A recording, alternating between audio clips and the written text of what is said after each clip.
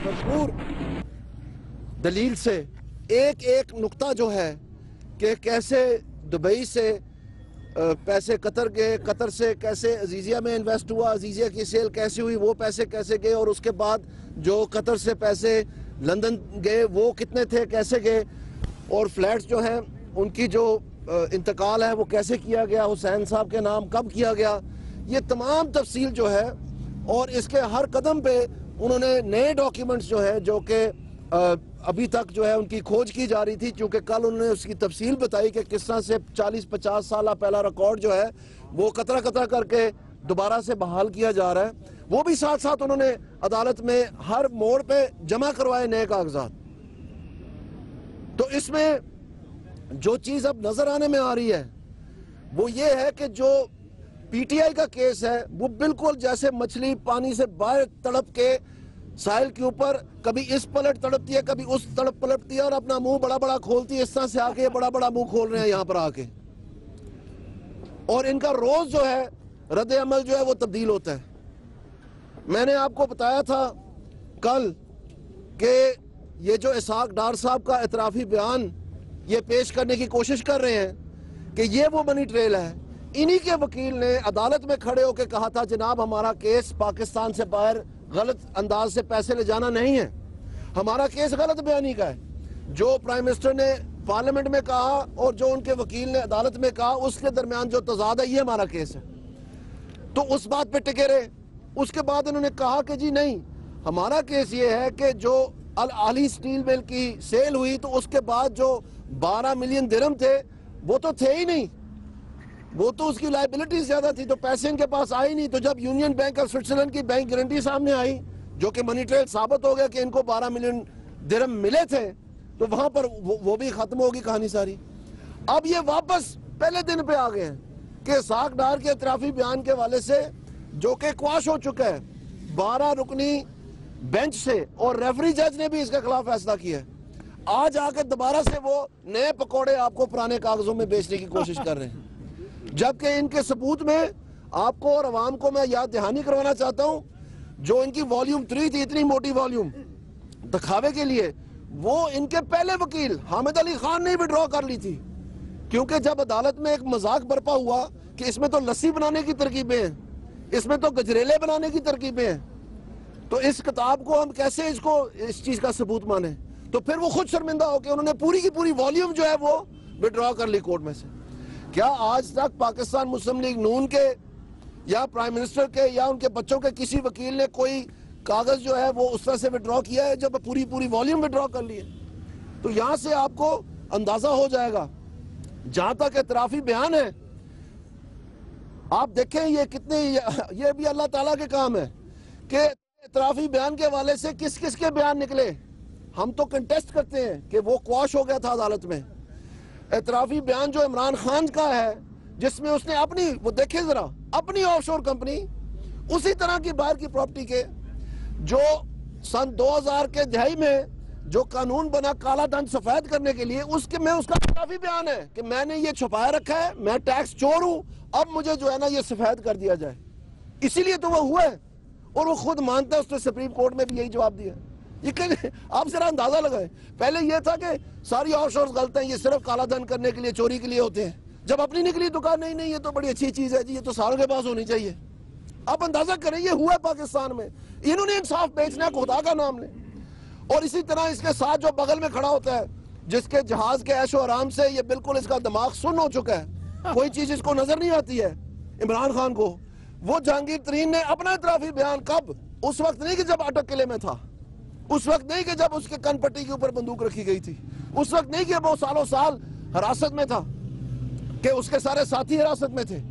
ये उस वक्त का इतराफी बयान है जब ये इंडस्ट्रीज मिनिस्टर था। उस वक्त इसने एससीसीपी में माना कि मेरी चोरी पकड़ी गई है और अपने नौकरों के नाम से, अपने कुक और गार्डनर के नाम से अरबों रुपए का कारोबार पकड़ा गया। तो फिर इसने जाके इतराफी बयान जमा करवा के वहां पैसे वापस किए, 7.5 करोड़ रुपया। वो जो माना है, जो नहीं माना वो क्या पता। और खुदा दे वास्ते लोगों किन्ने बड़े गुड़ोम ने, किन्ने बड़े गुड़ोम ने, अंदाजा लाओ तुसी। ते इत्थे साफ मुंह आके जरा बड़ा दंद कट के दसने लग पैंदे ने। और इनके होश आवाज के ऊपर मैं तारी हो चुका हूं। वही मछली जो पानी के बाहर कभी इस तरफ तड़पती है, कभी इस तरफ तड़पती है। एक दिन ही आके कहते हैं कि हम शोकाज नोटिस जमा करवा रहे हैं कि दानियाल अजीज को वजीर बनाएं। एक दिन ही आके कहते हैं कि नहीं, दानियाल अजीज की हम करप्शन बेनकाब करेंगे। ये क्या वजह है कि ये हवास बाख्ता हो गए हैं? इसकी क्या वजह है? इसकी वजह यह है कि मैं इनका असल चेहरा निकाल के दिखाता हूं। मैं इनकी असल हकायक जो है वो सामने लाता हूं आवाम के। तो मेरा ये सामना करे, मैं चैलेंज करता हूं इनको निकाले मेरी भी करप्शन, मुझे भी पता चले जरा दानियाल अजीज की कौन सी करप्शन है। सिर्फ बातों करने से, मुंह लाने से नहीं। मैं कोई आपकी तरह चोर नहीं हूं जो 35 पंचर बता के तो खुद शर्मिंदा हो जाता है।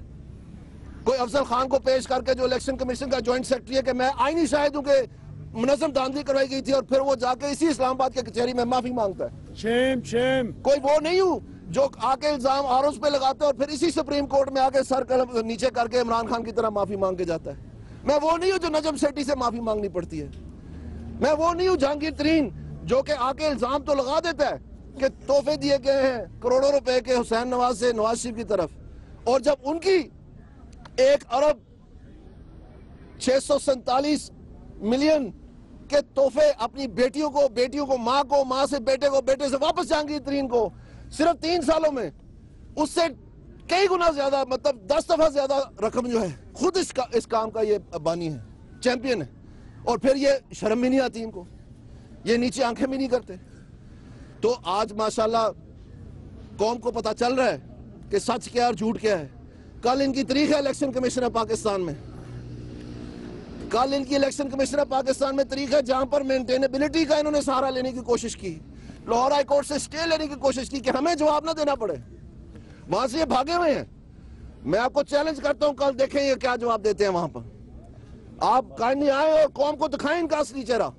यहां पर जो जहांगीर तरीन और ये अपना इमरान खान है, इनके खिलाफ सुप्रीम कोर्ट में, ये भी एमएनए है प्राइम मिनिस्टर की तरह, इनका केस जो है वो डेट इन ऑफिस हुआ है, उसकी तारीख नहीं लग रही है।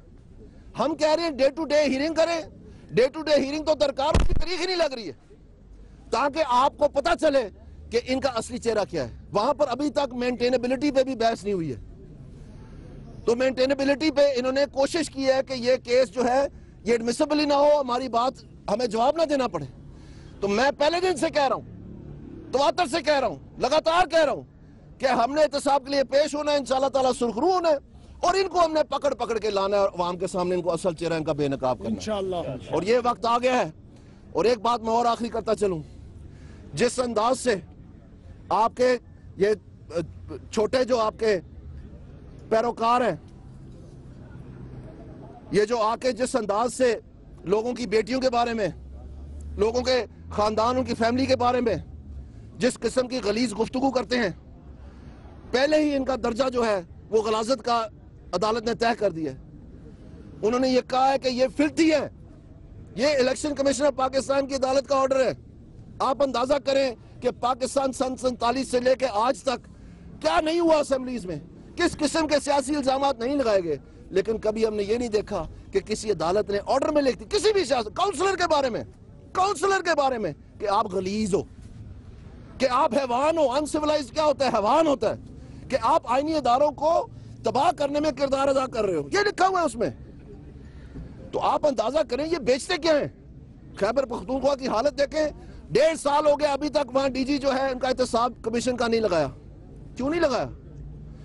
बाकी सारी दुनिया को आप दर्श देते हो एंटी करप्शन का, क्योंकि वहां वही जहाज का पेट्रोल पूरा किया जा रहा है। केपी के बजट में से जहाज का पेट्रोल पूरा किया जा रहा है, क्योंकि जहांगीर तरीन के ऊपर उन्होंने नुक्ताचीनी की थी। और इसमें मैं आपको कहना चाहता हूं कि वो अभी कहानी बाकी है। तो हम इल्तजा करते हैं अदालत से कि इनकी डे टू डे हियरिंग लगाएं, डेट इन ऑफिस खत्म करें, और इलेक्शन कमीशन में कल आप लोग आए, वहां पर देखें ये क्या करते हैं। आपको नजर आएगा ये तिल मिलाते हुए, जैसे एक उसके ऊपर नमक डाल दिया होता है और किल्ली की दुम उतर चुकी है इंशाल्लाह। बिस्मिल्लाहिर्रहमानिर्रहीम। दानियाल साहब ने कोर्ट में जो केस की समाअत है उसकी डिटेल्स तो बताई हैं, लेकिन इमरान खान साहब वो काबिल तर्स इंसान हैं जो अपनी बेटी को शनाख्त नहीं दे सके।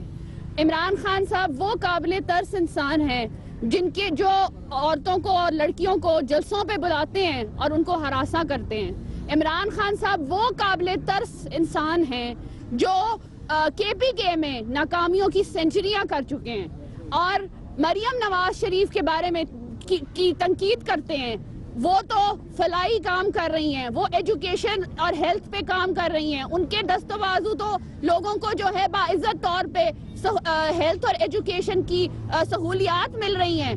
तो आप उनको तनकीद का निशाना इसलिए बना रहे हैं क्योंकि 2018 में आपके KPK में भी आपको इमरान खान से, बोहतान खान से अब नकाम खान कहना शुरू कर देंगे हम। तो आप लोगों की बेटियों के बारे में जो है अखबारों में तस्वीरें लगा के उनके ऊपर सर्कल करते हैं, तो आपकी जब बेटियां आएंगी के नाम आएंगे और उन पे हम सर्कल लगाएंगे तो तब पता चलेगा आपके ऊपर क्या गुजरती है।